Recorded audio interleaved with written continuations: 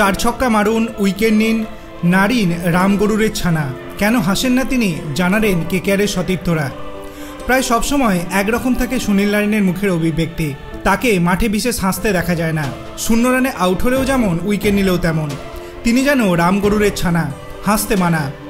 Kolkata night রাইডার্সের অলরাউন্ডারের এমন অভিব্যক্তি নিয়ে ক্রিকেট প্রেমীদের জল্পনা শেষ নেই। কেন এমন ভাবলেসিং নারিন? তার সতীর্থতা এ নিয়ে সহমত নন।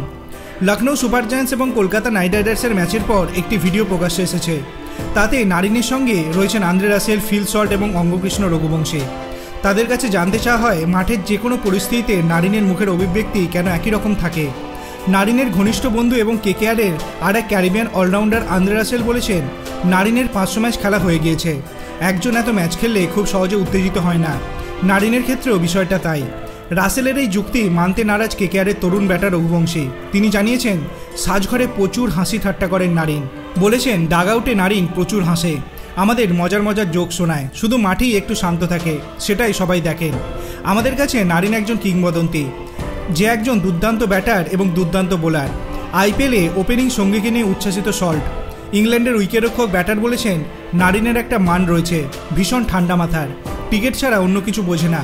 ও এমন একজন যার মধ্যে আমরা দুজন ক্রিকেটারকে পাই। কেকেআরের ক্রিকেটাররা জানিয়েছেন, নারিনের মুখে কোনো অভিব্যক্তি নেই তা নয়। মাঠে নামলে নিজের কাজের বাইরে তিনি কিছু ভাবেন না, তাই মাথায় তখন শুধু ক্রিকেট থাকে। খেলার মাঝে সাফল্য বা ব্যর্থতা নিয়ে বিশেষ মাথা ঘামান না, ম্যাচের ফলাফলই তার কাছে আসল।